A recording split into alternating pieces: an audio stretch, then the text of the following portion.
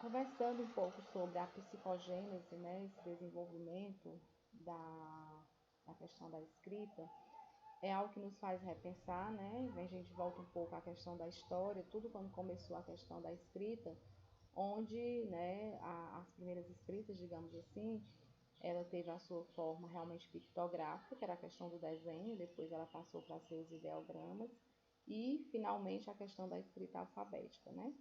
E dentro da psicogênese, o que se diz? Que cada ser humano ele tem a sua individualidade de aprender, né? Então, é muito interessante e se faz muito necessário esse professor que trabalha com o processo de alfabetização, ele realmente ter esse conhecimento da questão do processo de desenvolvimento de cada criança, que cada criança tem o seu tempo, né? E ver como essa criança se encontra e realmente ver os três processos que são fundamentais no processo de aprendizagem, que vai ser a questão realmente quando você recebe a criança, né?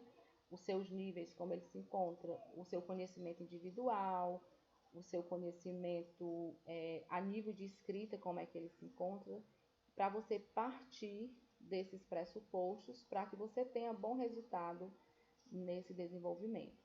E aí, Jean Piaget, Vygotsky, Vallon, todos eles trabalharam muito voltado para a questão da psicogênese. Só que a Emília Ferreiro, ela é bastante conhecida, né? E juntamente com Anna Teberoski, onde ela chegou a fazer uma pesquisa. Essa pesquisa foi feita na Argentina e posteriormente também aqui no Brasil.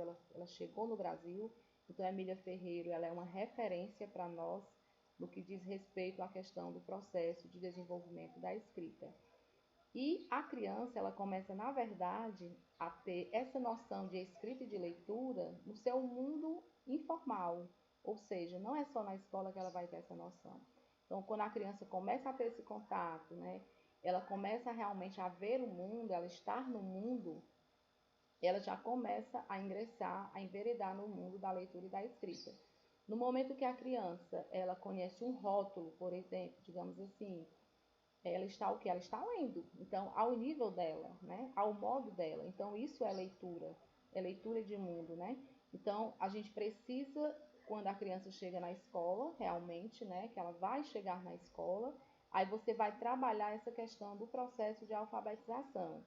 E eu sempre costumo dizer que alfabetização e letramento, eles andam lado a lado, né? Eu sempre costumo dizer que a alfabetização é como se ela fosse a parte técnica e o letramento é essa questão social, que é o que é bastante pertinente no processo de aprendizagem. Ou seja, se você deixa a criança com acesso a vários materiais, né, revistas, rótulos, ela vai despertando esse mundo, letras, números, sem que ninguém ensine, às vezes você é até surpreendido quando a criança sai com determinadas falas, com determinadas palavras, que você se pergunta, quem foi que ensinou, né? Quem foi que ensinou isso para ela? E aí a gente vai tendo essa noção, né? E esse verdadeiro valor do processo da escrita, gente. Quando se fala na história da educação brasileira, as crianças só iam para a escola com 7 anos, né? E essas crianças ficavam em casa, filhos de pessoas bastadas, onde eles eram acompanhados por um pedagogo. E aí vocês me permitam, né, no caso aqui nesse momento de gravação, falar, por exemplo, com relação à minha pessoa. Eu não fiz educação infantil. Na época, eu já entrei no primeiro ano. Na época, primeiro ano fraco, primeiro ano forte. E como eu desenvolvi essas habilidades? Brincando, né? Vivendo realmente a minha infância, né? Tive a graça de viver realmente no interior, onde eu tinha contato com para subir em árvore, né? Tomar banho de açude, andar de bicicleta, ter contato com a terra, né? Brincar de comidinha, fazer aquelas comidinhas debaixo das moitas, né? Aquelas árvores bem frondosas, e ali nós chamávamos de moitas, né? E você brincava, e assim eu fui desenvolvendo as minhas competências e habilidades pertinentes na educação infantil, que nesse desenvolvimento desse ser de forma integral está o que lá? A questão sensorial, a questão motora, a questão afetiva, a questão cognitiva, né? E aí tudo isso foi sendo desenvolvido de uma forma muito bacana através do brincar. Por que que dentro da educação infantil os dois eixos principais é o interagir e o brincar? Porque é através desse interagir e desse brincar que a criança vai construindo. Então, nessa construção da escrita não é diferente. E aí a Emília Ferreiro, o que foi que ela fez? Ela viu que essa criança ela tem as suas fases da escrita. Então, quando você pega uma criança e você pede, dependendo da idade dela, né, você vai pedir para ela desenhar, por exemplo, uma borboleta, escreve o nome borboleta. Se ela já estiver sabendo desenhar, ela vai tender muito a fazer um desenho de uma borboleta, né? Se você pede, também tem aquela fase onde ela acha que o nome tem a ver com o tamanho do objeto, ou do animal, ou do ser qualquer. Então, ela vai começando a ter esses conflitos, né, que é o desenvolvimento dela na questão do processo do conhecimento e da aquisição dessa leitura e dessa escrita. E aí a Emília Ferreiro, foi o que ela fez? Ela desenvolveu em 4 fases, né, a pré-silábica, a silábica alfabética e a alfabética. E aí, cada fasezinha dessa, ela vai ter na noção, pois a primeira fase, pré-silábica, ela ainda não tem aquela ideia da questão mesmo do som. Por que que é importante o professor alfabetizador trabalhar muito, muito a questão fonológica? Porque essa questão fonológica, ela é fundamental. O primeiro conhecimento é o que? Fonológico. Então, é através do fonológico que ele vai compreendendo que existem letras, que essas letras formam sílabas, que essas sílabas formam palavras e que essas palavras vão formar textos. Então, essa criança ela vai construindo todo esse processo de desenvolvimento. E muitas vezes, quando as pessoas querem, digamos assim, essa criança tem que se alfabetizar até os 5 anos, né? Ela às vezes até diz, fulano já lê com 5 anos. Gente, muitas vezes ele decodificou e ele deixou de trabalhar outras habilidades, por exemplo, motora, afetiva, que vai fazer uma diferença na sua vida adulta, né? Então a criança, ela tem até o 2º ano para ela ser alfabetizada. Conseguiu? Ótimo, show. Mas se a criança não conseguiu, não vamos ter a tendência de já começar a rotular essa criança. Porque essa criança tem algum déficit, essa criança tem problema. Eu, enquanto psicopedagoga, já teve situações onde me procuraram com uma criança de 5 anos, que tinha sido encaminhada, inclusive, por uma instituição de educação, onde se dizia que a criança estava com problema de dificuldade para ler e escrever. Gente, com 5 anos. Então, a gente tem que ter muito cuidado, né, com essa questão da avaliação. Então, o professor, ele tem que ter todo esse cuidado no avaliar, né, principalmente quando ele recebe a criança. E aí é onde eu costumo dizer que não existe teoria sem prática, nem prática sem teoria. Se faz necessário nós termos todo esse embasamento teórico para que nós possamos fazer um trabalho prático também com coerência e com resultados, né? Porque se eu não tenho teoria, como é que eu vou saber que uma criança está no nível pré-silábico? E aí, o que que eu vou fazer para essa criança avançar? Porque a criança, nesse processo de desenvolvimento da escrita, como dizia a Emília Ferreiro, ela vai ter os avanços e ela vai ter os recuos. Então, ela não vai só avançar. Tem momento que a criança também recua. E aí eu tenho que saber o porquê. Porque nesse processo dela de construção, tem N fatores envolvidos, né? Gente, vocês não imaginam, que eu sei que vocês têm essa consciência também, o quanto é difícil uma criança no processo de escrever, até o pegar no lápis, né? Você vê que às vezes eles fazem tanta força que chega a rasgar a folha. Por quê? Porque isso faz parte o quê? Da sua questão motora, né? Da sua questão motora. Então, por isso que é muito importante a gente desenvolver toda essa parte motora, né? Para poder essa criança chegar onde nós queremos que ela chegue. E aí a Emília Ferreira, nessa fala, ela diz assim: por trás da mão que pega o lápis, dos olhos que olham, dos ouvidos que escutam, há uma criança que pensa. Então, nunca nós vermos essa criança como uma folha em branco, né? Achar que essa criança chegou na escola sem nenhum conhecimento, que ela não tem noção de letra, que ela não tem noção do que ela está vendo, que ela não tem noção de mundo, né? Então, essa fala de Emília Ferreira, ela é muito, muito bacana, onde ela diz, né, essa questão que por trás desse lápis nós temos uns olhos que olham, o ouvido que escuta e uma criança que pensa. A criança, quando você coloca ela realmente para pensar, muitas vezes ela lhe surpreende, né? Com as respostas que eles trazem. Então, é muito bacana quando eles estão nesse processo de desenvolvimento da escrita, eles terem acesso a muitos livros, a contação de histórias, né? A músicas, porque tudo isso vai desenvolvendo esse processo da escrita. Porque dentro da psicogênese, né, o que é a psicogênese? É exatamente esse desenvolvimento, porque cada ser humano ele tem a sua genética, né? Ele tem a sua genética, só que essa genética ela faz parte desse processo, juntamente com a questão do social e com a questão da interação.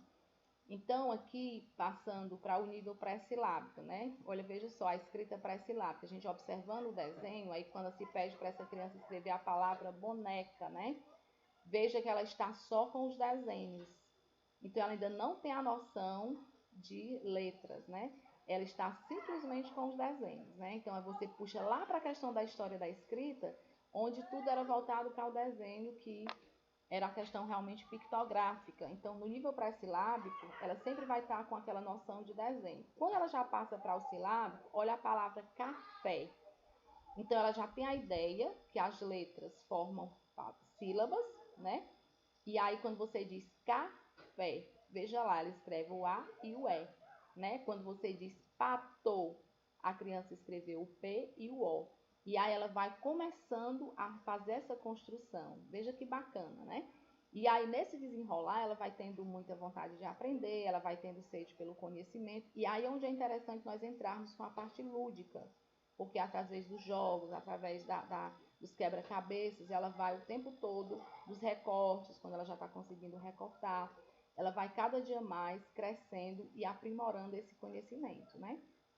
E vamos para o silábico alfabético. Olha aí, quando pede para ela escrever a palavra pescado. Olha só que bacana, pescado.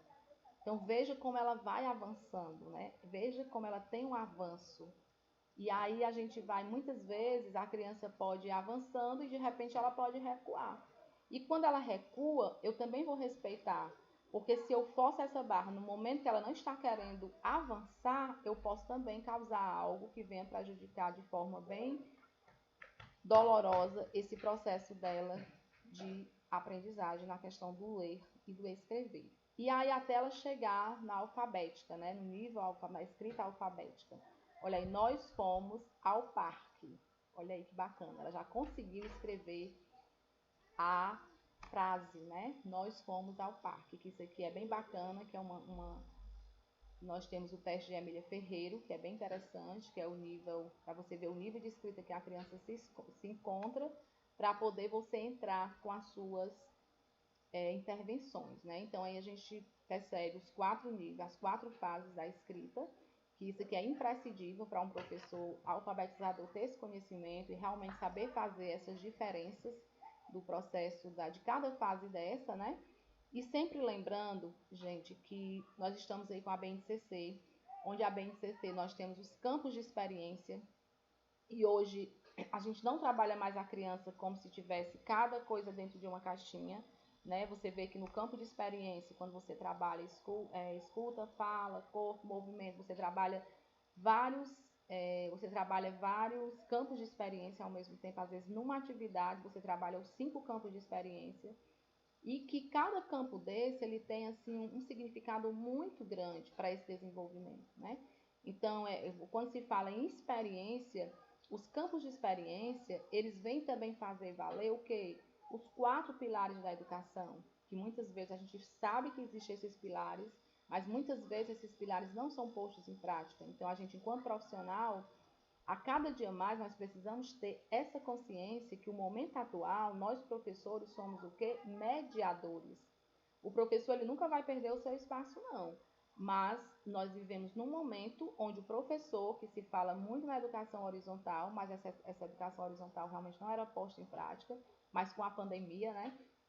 Quando nós passamos a ter essas aulas online, muito material, sala invertida, as metodologias ativas, elas vieram fazer com que hoje o professor realmente ele seja um mediador. Então, eu mesmo, enquanto professora, eu procuro sempre me comportar na posição de mediadora. Então, a gente, independente da idade, claro que você vai ter os limites, mas eu estou trabalhando com crianças, eu preciso ter regras, eu preciso ter ali os horários, as rotinas, né, que é tão importante na educação infantil, rotina, exatamente para essa criança crescer de forma organizada.